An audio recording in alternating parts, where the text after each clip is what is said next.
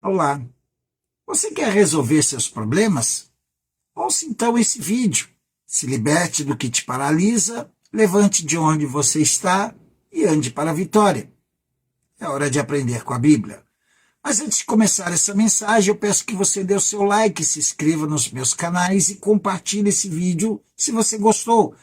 Isso faz com que esse canal se fortaleça e que outras pessoas possam ser edificadas, assim como você. Uma das consequências que surge quando passamos por um problema é ficar focado nesse problema. Parece que tudo que fazemos gira em torno desse problema. Quando paramos para comer, isto é, quando conseguimos, fazemos pensando nesse problema. Quando chegamos em casa, parece que o problema chegou conosco, ou já estava até lá nos esperando. Quando vamos descansar, isto é, quando conseguimos, parece que o problema está deitado do nosso lado ou até sonhamos com ele. Quando vamos trabalhar, o problema parece que nos acompanha no caminho. E quando chegamos, parece que o problema é o segundo chefe ou o segundo gerente a nos cobrar para que possamos resolvê-lo. Às vezes é um problema pessoal, às vezes é um problema familiar, às vezes é um problema no trabalho, às vezes é um problema financeiro ou até um problema de saúde.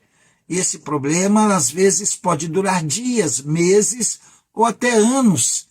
E o que quer que façamos, esse problema sempre vai nos acompanhar. O pior é que já tentamos de tudo que está ao nosso alcance para resolver esse problema e não conseguimos.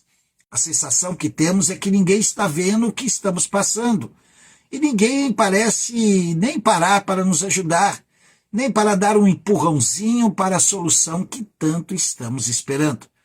Por causa disso, muitas pessoas que passam por problemas não notam que até os sentimentos começam a sofrer com isso.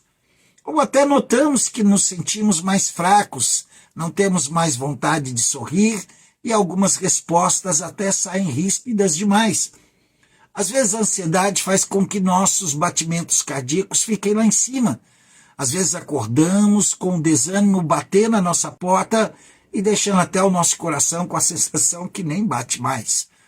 Se na condição de uma pessoa normal passar por esse turbilhão de emoções já é difícil, imagine as dificuldades que um deficiente físico tem para passar por esse relato que eu dei na introdução dessa mensagem. E olha que eu sei muito bem o que é isso. O Evangelho de João, no capítulo 5, versículos 1 a 15, conta a história do paralítico que vivia no tanque de Betesda. E por 38 anos ele passou por todos esses sentimentos que só quem passou ou passa sabe exatamente a dor, a mágoa, o abandono que esse paralítico vivia. Imagine se é difícil viver com o problema no dia a dia, que como pelo menos nós que estamos bem, que caminhamos, andamos de bicicleta, dirigimos, andamos de ônibus, imagine como é bem mais difícil para quem é paralítico e vive em um local sem as condições básicas necessárias de conforto, pois naquela época os deficientes eram totalmente abandonados.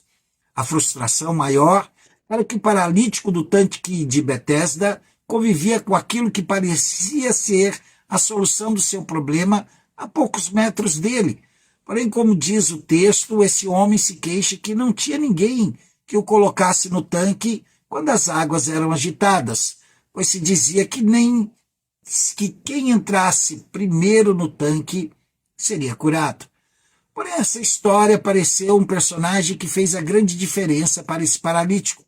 Em um belo dia, o Senhor Jesus decide chegar até esse homem e resolver o seu problema, mas alguns pontos me chamam a atenção. Quando o Senhor Jesus chega até esse homem, o Senhor é direto. Ele pergunta ao paralítico se quer ser curado. Porém, esse homem revela uma condição que todos nós que já passamos por isso vivemos. O paralítico revela a solução do seu problema que ele imaginou na sua mente e que ele achava que deveria acontecer. Geralmente, quando passamos por uma situação como essa, a primeira coisa que vem à nossa mente é uma solução criada pela nossa imaginação e que pensamos que pode ser a mais certa para resolver nosso problema. Estamos tão preocupados com o problema que vivemos que não conseguimos pensar em outra solução a não ser aquela que parece ser a mais óbvia. Porém, o Senhor Jesus contém todo o conhecimento do universo e ele sabe o que é melhor para nós. Na carta do apóstolo Paulo, por exemplo, aos Colossenses, no capítulo 2, versículo 3, está escrito que o Senhor Jesus estão escondidos todos os tesouros da sabedoria e do conhecimento. Ou seja, o apóstolo Paulo está dizendo que o Senhor Jesus é uma mina inesgotável de riquezas e tesouros de sabedoria disponível para nós, para que nós possamos explorar.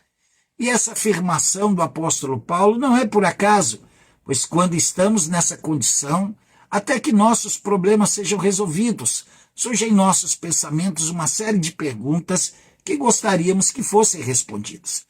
Perguntas como: por que estou passando por isso? Ou por que ninguém me ajuda? Ou será que ninguém enxerga o meu sofrimento? Ou por que meus pais não me entendem? Ou até: você não enxerga que eu morro de trabalhar por você? Ou até aquela pergunta: como eu cheguei até o fundo desse poço? Todas essas perguntas e tantas outras podem ser resolvidas e respondidas pelo Senhor Jesus. Ele tem todos os tesouros da sabedoria e do conhecimento, e digo mais, ele está à disposição para qualquer um que quer chegar até ele para obter essas respostas. Mas não é só isso. Ele quer fazer a mesma pergunta simples e direta que fez ao paralítico: queres ser curado? E eu creio que se a sua resposta é sim, hoje ele quer nos dizer para pegarmos a nossa cama, sair andando e caminhar até a vitória. Por isso, não desista. Hoje o Senhor Jesus quer nos dizer: ouça o que estou dizendo, se liberte do que te paralisa, levanta de onde você está e ande para a sua vitória. Que o grande amor do Senhor Deus, a graça do Senhor Jesus e as doces consolações do Espírito Santo de Deus esteja na sua vida e na sua família.